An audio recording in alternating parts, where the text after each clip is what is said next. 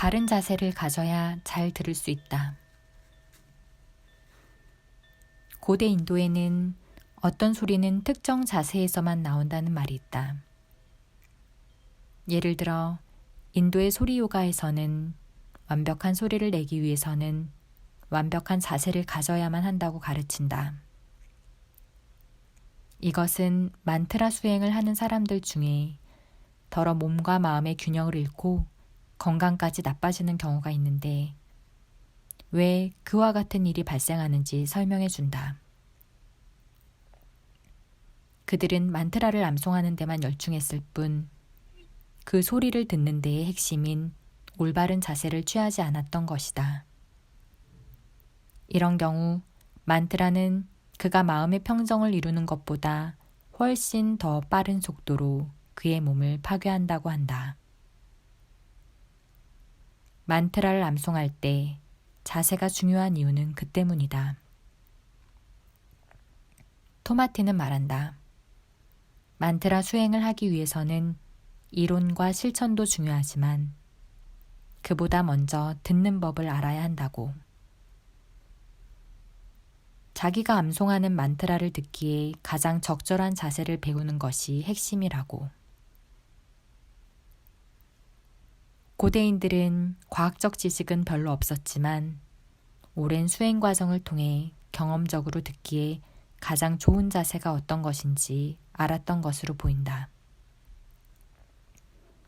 왜냐하면 그들은 하나같이 허리를 똑바로 세우고 그 위에 머리를 가만히 얹어 놓는 것이 듣기와 수행에 가장 안전한 자세라고 말하고 있기 때문이다. 그들은 말한다. 만일 완전한 자세를 취하지 않으면 깨달음에 이를 수 없다고. 완전한 평정에 이를 수 없다고. 일본의 선수행을 세계적으로 알린 스즈키 또한 그의 선의 마음, 초보자의 마음에서 좌선 자세를 설명하며 같은 말을 하고 있다. 좌선 자세에서 가장 중요한 것은 척추를 똑바로 세우는 것이다. 귀와 어깨가 하나의 선을 이루어야 한다. 어깨에 긴장을 풀라. 그리고 어깨를 머리 뒤통수와 함께 천정을 향해 밀라. 그리고 턱을 아래로 잡아당긴다. 턱이 기울어지면 제대로 힘을 느끼지 못할 것이다.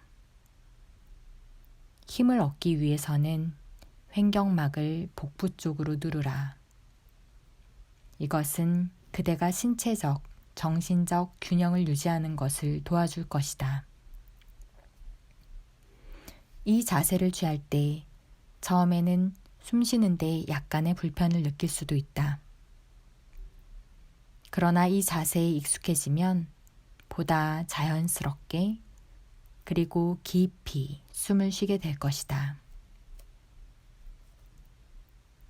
그대는 옆으로 기울어져서는 안 된다. 옆이든 뒤든 앞이든 마찬가지다. 똑바로 자세로 앉아 있어야 한다. 마치 그대의 머리로 하늘을 받치듯이. 설 때도 마찬가지다. 다만 선 자세의 경우에 사람들은 자신만의 자세를 가지고 있다. 그것은 상체와 하체 등 각자의 몸의 비율에 기초한다. 두 발로 설 때 양발의 뒤꿈치는 자신의 주먹 넓이만큼 떨어져 있어야 한다. 그리고 양발의 엄지발가락은 양 가슴의 중앙선과 같은 선상에 있어야 한다. 좌선할 때와 마찬가지로 복부에 힘을 주어라.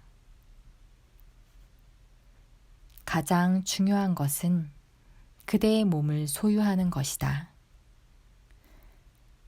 만일 꾸부정한 자세를 갖게 되면 그대의 자아는 깨어있음을 잃게 될 것이다. 그리고 그대의 마음은 다른 어딘가를 방황하게 될 것이다. 이것은 길이 아니다. 우리는 바로 여기 이 자리에 존재해야 한다. 이것이 핵심이다. 그대는 몸과 마음을 단단히 붙들고 있어야 한다. 모든 것은 올바른 자리에서 그리고 올바른 방식으로 이루어져야 한다. 그래야 아무런 문제도 생기지 않는다. 우리가 몸과 마음을 올바르게 가지고 있을 때 모든 것이 올바른 자리에 그리고 올바른 방식으로 이루어지게 된다. 늘 올바른 자세를 취하도록 하라. 좌선을 할 때만이 아니라 그대의 모든 행위에서 차를 몰 때도 책을 읽을 때도 마찬가지다. 꾸부정한 자세로 책을 읽는다면 그대는 오랫동안 깨어있기 어렵다.